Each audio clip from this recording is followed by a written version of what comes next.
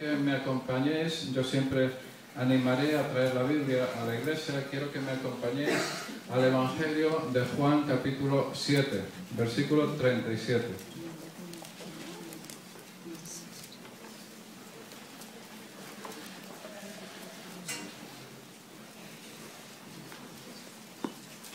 Juan 7, 37.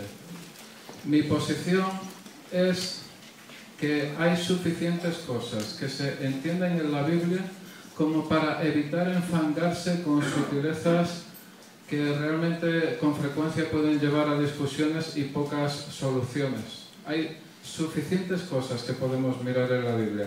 Vamos a ver Juan capítulo 7, versículo 37, y está diciendo Jesús: en el último y gran día de la fiesta, Jesús se puso en pie y alzó la voz diciendo: si alguno tiene sed, venga a mí y beba. El que cree en mí, como dice la Escritura, de su interior correrán ríos de agua viva.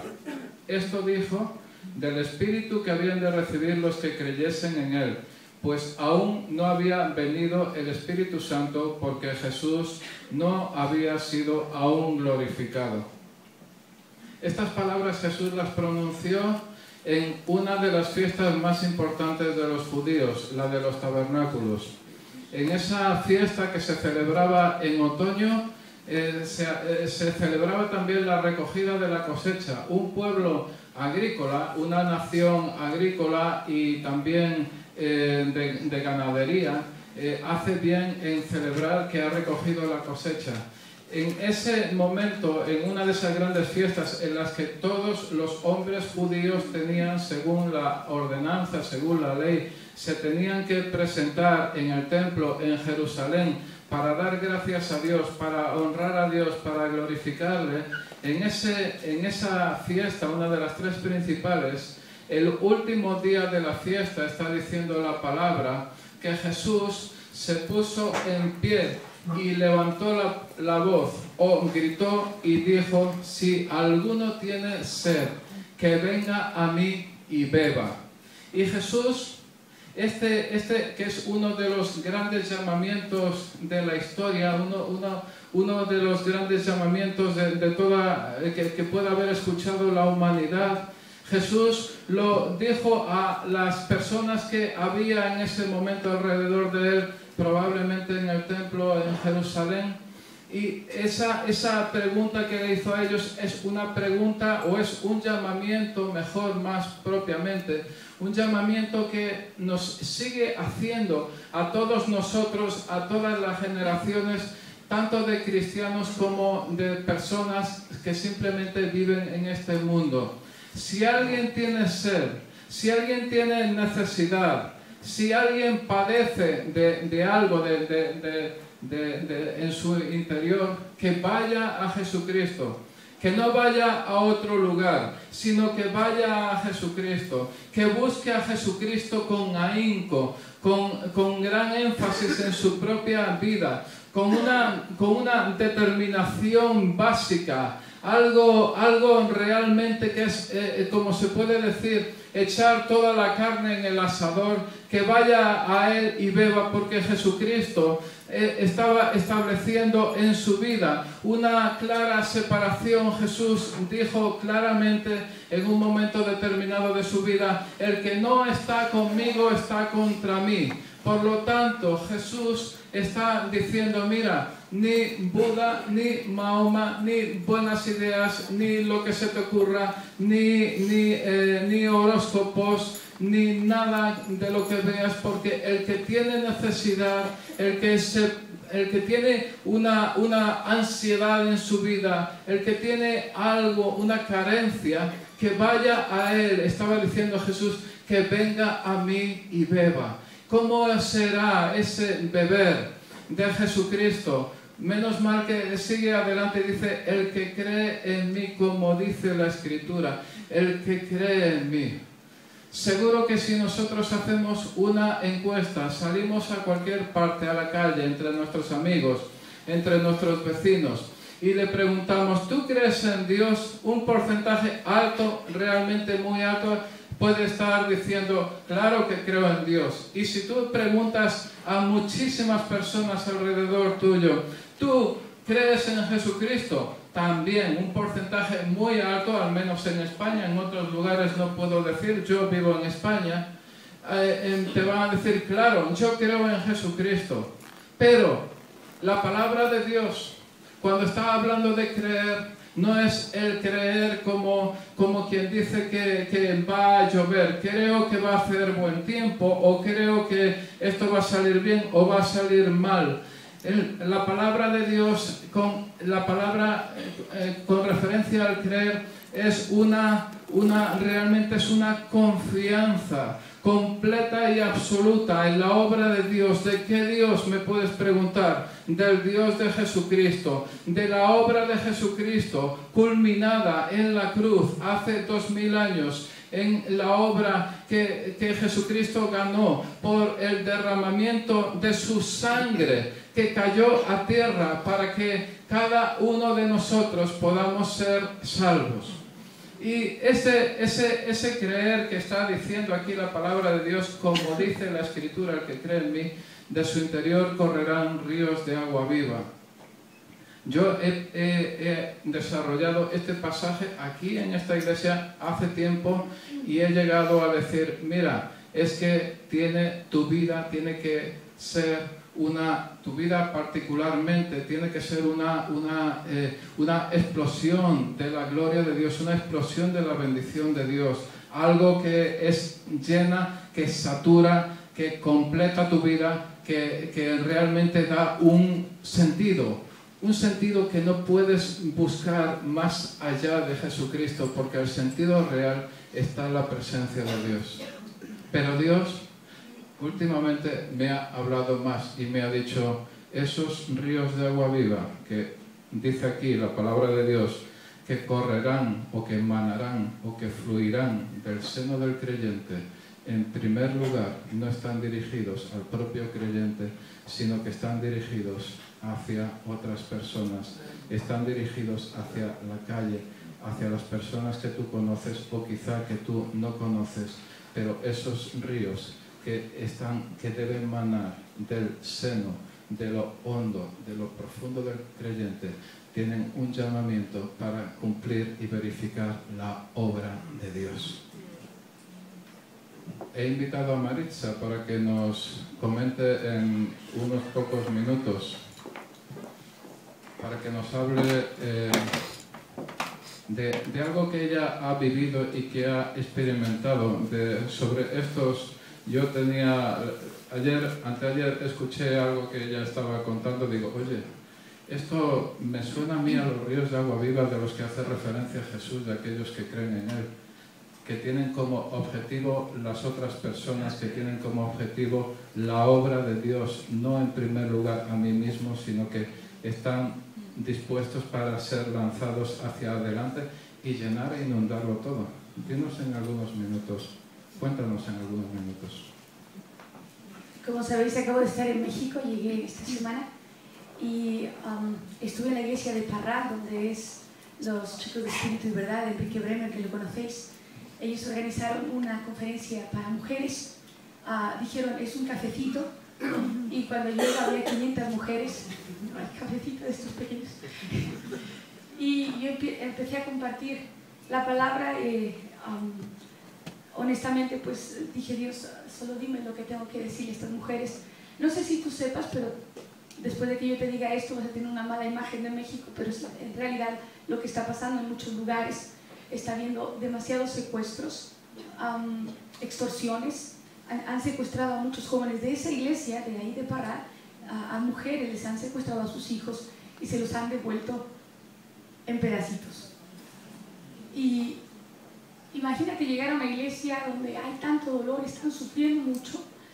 Y yo empecé a predicarles sin saber todo esto. Yo les empecé a predicar y les hablé sobre la necesidad de pedirle perdón a Dios por nuestros pecados para que Él pueda realmente salvarnos. Tenemos que arrepentirnos y pedirles perdón, pedirle perdón a Él. Pero les dije también, tienes que perdonar.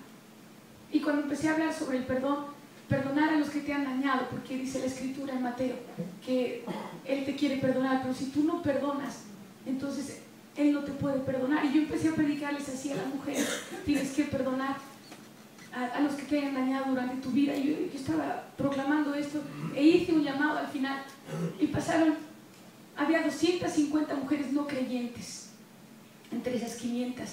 Yo creo que pasaron casi todas, y de las creyentes también, perdonando. Y estuvimos orando, no nos alcanzaban las manos para orar por tantas mujeres, y yo alcancé a orar por algunas. Y cuando estaba orando por una de ellas, ella se me acercó y me dice al oído: te digo que hoy, este día, he perdonado a los que mataron a mi hijo. Y eso para mí era como, oh, qué fuerte. En Juárez, en Ciudad Juárez también he escuchado, yo soy de ahí. Ciudad Juárez es una ciudad que tiene ahora el nivel más alto de muertes, considerada la más peligrosa del mundo. Estuvimos predicando en la calle, y esto a mí me impactó mucho, porque cuando terminamos de predicar, pues había gente escuchándonos, y yo me acerqué a un hombre para entregarle un evangelio, y le pregunté qué tal estaba. Me dijo: estoy muy mal, y tú no quieres hablar conmigo. Yo le dije: sí, a eso he venido. Me dice: ¿no quieres hablar conmigo? Le digo: que sí, que estoy aquí, quiero hablar. Me dice: te voy a explicar. Hace 2 horas mataron a mi esposa. Él era un sicario. Dice: hace 2 horas mataron a mi esposa. He venido aquí a la calle a buscar a los que la mataron. Los voy a matar y después me voy a quitar la vida. Así es que tú no quieres hablar conmigo. Y yo estaba, el corazón lo tenía yo aquí, tenía a la chica a mi lado, y digo: bueno, en realidad no quiero hablar con él, no quiero ser la siguiente de su lista, pero hablaré. Y Dios nos da las fuerzas, ¿no? Como está diciendo a Antonio, eso que Dios nos ha dado, lo tenemos ahí, tenemos que usarlo. Y yo empiezo a hablar con él, le dije: mira, ¿tienes familia? Dice: sí, tengo 2 hijos pequeños. Le dije: ¿no te importa matarte? ¿Tú quieres quitarte la vida y dejar a tus hijos? Dice: lo único que me importa en este momento es ver a mi esposa una vez más, pero ella ya estaba muerta. Yo le dije: mira, si la quieres ver otra vez, solo tendrías una sola opción. Si tú mueres hoy y vas al cielo, y en caso de que ella haya ido al cielo, tú también irías y ahí la verías. Pero si estás planeando hacer lo que me has dicho y lo vas a hacer, al final irás al infierno. Y en el infierno, y le empecé a explicar lo que hay en el infierno. En ese momento había tanto dolor en su cara, tanto odio, que las palabras que yo le estaba diciendo es que no le entraban. Yo veía que estaban como rebotando. Sí me estaba poniendo ya un poco más de atención cuando le dije que podría ver a su esposa una vez más, solo de esta manera. Me empezó a poner atención, pero ya no sabía yo qué más decirle. Y la chica que estaba conmigo me miró, y sin ponernos de acuerdo le pusimos la mano en el hombro, cada una en un hombro. En ese momento que le pusimos la mano en el hombro, este hombre dijo: ¿qué me habéis hecho? Que un sicario no te diga eso, por favor. Yo le digo: nada. ¿Por qué? Me dice: no quites la mano. No. Y nos dice: en cuanto me pusiste la mano, es primera vez que no tengo odio. Estoy experimentando algo tan diferente. Y él no podía explicarlo, pero decía: no tengo odio. Y nos pedía que no le quitáramos la mano. Seguimos así. Y durante, no sé, unos 10 minutos, el reino de Dios, los ríos que tenemos en nosotros, le tocaron a él. Y él experimentó lo que él nunca había experimentado. Y se abrieron los cielos, y él pudo escuchar el mensaje de la cruz. La necesidad, y algo que me impresionó, porque yo le pregunté, ya cuando le presenté a Cristo y su problema grave que era el infierno, por haber quebrantado las leyes de Dios, por no haber tomado a Dios en cuenta para nada. Él lo sabía, él sabía que iba al infierno. Y yo le dije: ¿estarías dispuesto hoy a pedirle perdón a Dios por todos tus pecados? Y dice: estoy dispuesto. Le dije: ¿estarías dispuesto hoy de perdonar a los que mataron a tu esposa y a los que te han hecho daño durante toda tu vida? Dice: estoy dispuesto. Él tenía lágrimas en los ojos. Acuérdate que sigo con la mano en su hombro. Y le dije: ¿quieres hablar con Dios? Dice: sí. Inclinó su rostro y empezó a hablar con Dios, y empezó a confesar sus pecados. Nosotros estábamos solo siendo parte de esa sinfonía celestial. Porque imagínate un hombre que no tiene ningún antecedente de ir a la iglesia ni nada, empezar en la calle llorando, a hablar con Dios de esa manera. Y en el momento que él le entrega la vida a Jesucristo, en el momento que él dice: te entrego todo lo que soy, me rindo, el cielo entró en él. le pudimos quitar la mano y él tenía una sonrisa de oreja a oreja. Él había entrado a otro destino, el cielo.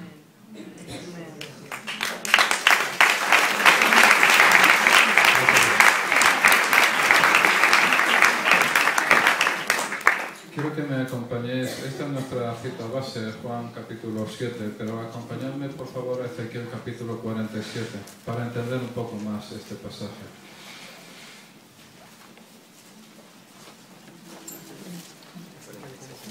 Ezequiel capítulo 47, aquí en esta versión de la Biblia arriba pone las aguas salutíferas. Y empieza el versículo 1, me hizo volver luego a la entrada de la casa o el templo en otras versiones. Y he aquí aguas que salían de debajo del umbral del templo hacia el oriente. Y está Dios enseñando al profeta, a Ezequiel, en una visión sobre el tercer templo, que un día probablemente nosotros lleguemos a ver construido, es probable.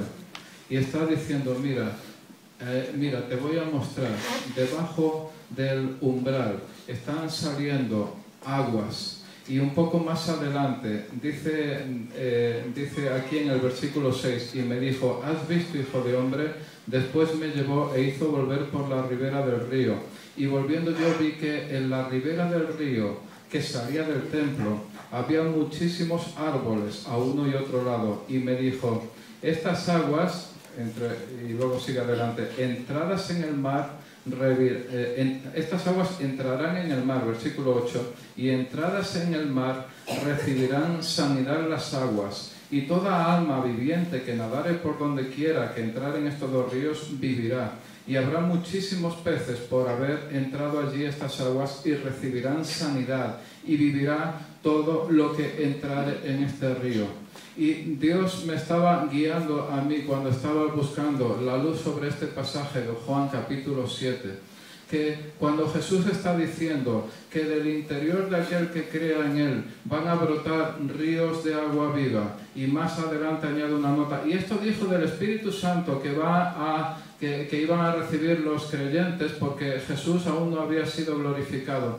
Esas aguas que salen, esas aguas de agua viva que salen del interior del creyente, de aquel que realmente cree y practica la vivencia en Jesucristo a lo largo de su vida, esas aguas proceden del mismo trono de Dios. Y de la misma manera que aquí dice que había muchísimos árboles a uno y otro lado, eso indica vida, muchísima vida a uno y otro lado del mundo, del entorno por el que se está moviendo, por el que debe moverse el creyente. Y dice también, y estas aguas irán a parar al mar, y entradas en el mar recibirán sanidad las aguas. Y eso quiere decir que nosotros, o aquellos que hemos conocido a Jesucristo como nuestro Señor, de nuestro interior van a fluir esos ríos que proceden del trono de Dios y que van a ser para sanidad de las naciones y van a ser para sanidad del mundo y de las personas a nuestro alrededor, allí por donde nosotros nos movamos, allí por donde nosotros estemos viviendo. Esas aguas no son en principio para el creyente propiamente, son para que se esparzan con sanidad y con plenitud alrededor de nosotros, allí donde nosotros estemos. Y si me acompañáis a Apocalipsis capítulo 2, justamente al final de la Biblia también, Apocalipsis capítulo 22, que es el último capítulo de la Biblia. De nuevo, el versículo 1, Apocalipsis 22, 1 dice, después le mostró, y en este caso era a otro profeta, a Juan, después me mostró un río limpio de agua de vida, resplandeciente como cristal, que salía del trono de Dios y del Cordero. En medio de la calle de la ciudad y a uno y a otro lado del río estaba el árbol de la vida que produce 12 frutos, dando cada mes su fruto. Y las hojas del árbol eran para la sanidad de las naciones, y no habrá más maldición. Y esta es, yo os digo, y esta es la realidad, esta debe ser la realidad del creyente. No se trata de que yo creo en Dios como quien oye llover. Se trata de que debe haber manantiales, debe brotar, a borbotones, debe salir ese agua de vida, debe salir la manifestación de ese Espíritu Santo que estaba diciendo Jesús, que iba, o estaba aclarando aquí el autor. Estaba aclarando que eso iban a recibirlo y que los que creyeran en él cuando Jesús fuera glorificado. Y yo te digo una cosa, esas aguas de vida que vemos tanto en Ezequiel 47 como en Apocalipsis 22, están saliendo en un lugar, dice, de debajo del umbral del templo, y en otro lugar está diciendo del trono de Dios y del Cordero, es decir, del mismo trono de Dios y del mismo trono de Jesucristo. ¿Qué sucede cuando alguien entrega su vida realmente de corazón? Entrega su vida a Jesucristo. Que Jesucristo enseña la palabra de Dios, que viene a morar en su vida. Y dice en 1 Corintios capítulo 6, dice 6:19, creo recordar, dice: ¿no sabéis que sois templo del Espíritu Santo? Sois templo del Espíritu Santo. Lo quiero leer literalmente, porque en 1 Corintios 6 compara dos veces con el templo. ¿No sabéis que sois templo de Dios? Dice en un lugar, y en otro lugar dice del Espíritu Santo. 1 Corintios 6:19, eso es, dice: ¿o ignoráis que vuestro cuerpo es templo del Espíritu Santo, el cual está en vosotros, el cual tenéis de Dios, y que no sois vuestros, no sois vuestros? Cuando alguien se acerca a Jesucristo, cuando alguien realmente se acerca a Jesucristo, no es suyo, y su ser se convierte en templo del Espíritu Santo, entonces no eres tuyo, con lo cual es la manifestación. Realmente Jesús viene a tu vida, a tu corazón, el trono de Dios se manifiesta, se debe manifestar. Eso es lo que dice la Biblia, es lo que dice la palabra de Dios. Se debe manifestar ese trono de Dios dentro de uno mismo, y del trono de Dios es de donde salen ríos de agua viva, que es el Espíritu Santo que fluye en nosotros y a través de nosotros. Y de esa manera es como alguien, cuando está predicando o enseñando la palabra de Dios, puede hablar a una mujer, y esa mujer, que tendrá un dolor toda su vida por la muerte de su hijo, por el asesinato de su hijo, tendrá un dolor toda su vida. Pero ha llegado el Cristo viviente, ha llegado Dios con su poder, y ha llegado ahí con una sanidad, con una liberación. Y esa mujer, en lugar de morir amargada dentro de no sé cuánto tiempo, amargada, hundida en la miseria, se convierte en un testimonio grande, público, poderoso del poder de Dios y de la sanidad de Dios, y del haber recibido los ríos de agua viva que proceden del trono de Dios, pero que alguien ha sido capaz de canalizarlos hacia esa persona, como el caso del sicario. En este momento México es uno de los países más violentos del mundo, indudablemente, pero yo te digo, no tiene más remedio que levantarse, porque hay un montón de creyentes que saben de qué va esto, y no tiene más remedio que levantarse, porque es de Dios, porque es el poder de Dios. Ahora nosotros debemos tener bien claro un concepto. El Espíritu Santo es Dios mismo. Los ríos proceden, esos ríos de agua viva proceden del Espíritu Santo. Es Dios mismo también esos ríos. Dios mismo manifestándose alrededor de nosotros. Pero el canal es nuestro. El canal somos nosotros. Por eso, cuando con frecuencia vemos que con creyentes, con personas que dicen: he estado, sí, realmente creo en Jesús, y no hay unos ríos de agua viva, no hay algo que esté saliendo de esa persona. Si es así, yo esta mañana te animo a buscar dónde está el problema en el canal que eres tú. Si cuando yo voy a encender la luz en mi casa por la noche, si no se enciende la luz, puede ser porque la bombilla esté fundida, puede ser porque la llave de la luz esté estropeada, porque se haya soltado un cable en la clavija, o en una caja de conexión, o haya saltado un disyuntor, o yo qué sé, o esté cortada la corriente eléctrica en mi zona, o haya habido una caída de tensión como pasó en Europa hace varios años en líneas de alta tensión internacionales cayeron porque las centrales se iban tirando unas a las otras. Puede pasar todo eso. Y si realmente tú te estás encontrando, o nosotros nos estamos encontrando con que dice la palabra de Dios, y lo dice clara y expresamente, y no lo dice de ninguna otra manera, dice Jesús, el que crea en mí, como dice la Escritura, de su interior van a brotar, o manar, o fluir, o correr ríos de agua viva, lo dice clarísimamente la Escritura. Si tú te encuentras, no es así en mi caso, entonces, por favor, busca dónde es. Puede ser dónde está cortado, dónde está interrumpida la circulación, cuál es el obstáculo. Puede ser un pecado o puede no serlo, pero eso eres tú quien tienes que saberlo. Puede ser algo que tú estás oponiendo al Espíritu Santo. Tú sabes que en la palabra de Dios te dice no hagas tal cosa y tú realmente la estás haciendo porque vives bien o porque entiendes que tienes que vivir de esa manera. Pero la palabra de Dios es bien clara en ese sentido. O puede ser simplemente que tú desconocías, que tenían que, a veces el desconocimiento, hay un versículo, Jesús dice, conoceréis la verdad y la verdad os hará libres. ¿Qué te parece? Suena bien, ¿eh? Conoceréis la verdad y la verdad os hará libres. Entonces, el diablo tiembla ante realidades de ese calibre.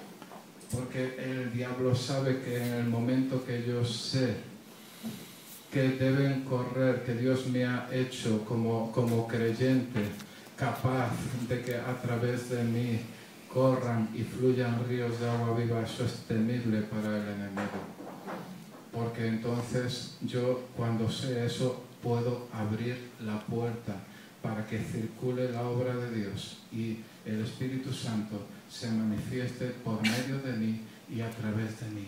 O puede ser que descubras quizás que cuando tú estás diciendo que crees en Jesús, realmente no estás poniendo toda tu confianza, no estás estableciendo tu vida, tu realidad, tu experiencia, tu día a día sobre la persona de Jesucristo y sobre su realidad manifestada en la Biblia, en la palabra de Dios. Puede ser, pero yo te digo esta mañana que tienes que buscarlo, si te encuentras obstaculizado y hay pecado en tu vida, Gálatas 6, vamos a pasar, Gálatas 6. Vamos a ver un poco de qué estamos hablando, porque también tendremos que saber de qué va esto.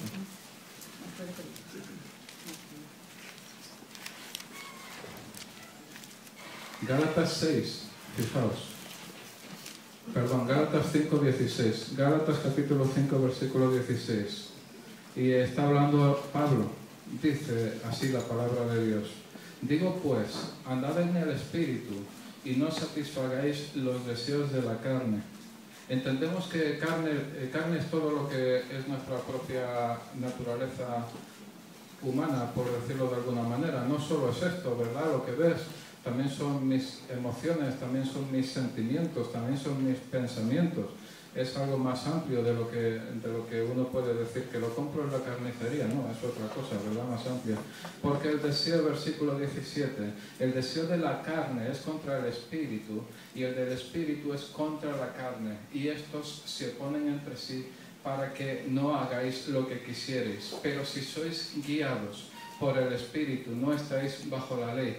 Y manifiestas son las obras de la carne. Atención, porque es la palabra de Dios, ¿vale? No voy a ponerme a quitar. Manifiestas, dice aquí Gálatas 5:19, son las obras de la carne: adulterio, fornicación, inmundicia, lascivia, idolatría, hechicerías, enemistades, pleitos, celos, iras, contiendas, disensiones, herejías, envidias, homicidios, borracheras, orgías y cosas semejantes a estas, ¿vale?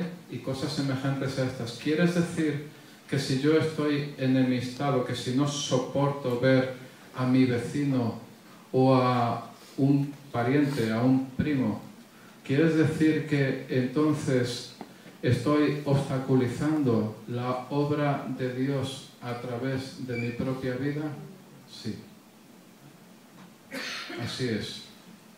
Si alguien, como ha comentado Maritza, ha sido capaz, por la acción del Espíritu Santo y por ninguna otra cosa, de perdonar a los asesinos de su hijo, probablemente, que gracias a Dios nosotros no nos encontramos en ninguna situación de este tipo, probablemente nosotros recibimos o somos capaces de recibir del Espíritu Santo capacidad, poder para perdonar a mi primo, a mi vecino, y para pedir perdón, porque eso libera, y conoceréis la verdad, y la verdad os hará libres.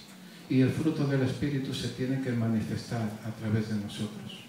Jesucristo, cuando estaba sobre la tierra, hace 2000 años, dependía exacta y totalmente del Espíritu Santo. Jesucristo, dice la palabra de Dios, que fue hecho en todas las cosas igual que nosotros, semejante a nosotros, excepto en una, que es el pecado, ¿vale? En todo lo demás, Jesucristo, igual que todos nosotros, dependía del Espíritu Santo. ¿Y cómo fluían esos ríos de agua viva? Si vienen del Espíritu Santo, quiere decir que también fluían a través de Jesucristo. ¿Cómo? Sanando enfermos, liberando endemoniados, dando esperanza a las personas. Le daba igual que fuera un ciego que un leproso, le daba igual un muerto, le daba igual porque el Espíritu no se acaba, porque Dios no da el Espíritu por medida y eso no se acaba. Entonces esos ríos de agua viva y enseñanza y sanidad y equilibrio emocional, equilibrio personal, el llegar a las personas de una forma suave, de una forma adecuada, a cada uno lo suyo, ser capaz de dar Jesucristo a cada uno lo suyo y no tratar a todos como si fueran números. Ese Espíritu Santo que se manifestaba en Jesucristo es el mismo que quiere manifestarse en nosotros y a través de nosotros. Él tiene todo el poder y toda la capacidad. El canal es nuestro. El canal es nuestro. Y esta mañana yo quiero que realmente te plantees, si no se produce ese resultado que está diciendo ahí, ¿dónde está el fallo? ¿Por qué eso que Jesús dice que es una realidad, por qué no está realmente funcionando? Hace 30 años nosotros vivíamos en Figueras y nosotros hubo un problema en el embalse que suministraba agua a Figueras y estuvimos una semana sin agua corriente en la ciudad. Una ciudad de 40.000 habitantes, una semana entera sin agua potable en los grifos. Y eso puedes decir que puedes beber agua de botella, pero es cuando aprecias lo que sirve el agua sanitaria. Y si tú abrías el grifo no salía agua, ¿vale? Pero ¿dónde estaba? Estaba en el grifo, estaba en la tubería, nada menos que propiamente en el embalse un error de alguien que tenía que manipular la compuerta una semana entera. Entonces, es poca cosa que yo abra el grifo y me conforme con que no salga nada. Desde el punto de vista humano, desde el punto de vista racional, no tiene sentido. Tú vas a buscar, oye, ¿qué pasa? ¿Por qué no sale de esta manera? Yo te digo a ti esta mañana, también desde el punto de vista espiritual, que si no está sucediendo estas búsquedas, localices el enemigo y acabes con él. ¿Vale? Que localices al enemigo, no vale con simplemente olvidarlo o dejarlo de otra manera. Tienes realmente, si hay un problema, hay que acabar con él. Si el problema es que no, tu fe realmente, tu creencia en Jesucristo no está lo bastante establecida, entonces, amigo, tienes una excelente oportunidad para buscar de Dios, para dejarte la piel, si puede decirse así, para echar toda la carne en el asador, para que se manifieste Dios, porque Él está dispuesto. Dice la palabra de Dios, si Dios es por nosotros, ¿quién contra nosotros? ¿Vale? ¿Vale? Entonces vamos a buscar de Dios. Vamos a, mientras voy pidiendo al equipo de alabanza que pase por aquí, vamos a buscar de Dios, porque fijaos, ríos de agua viva, qué bien. Oye, cuando algo bueno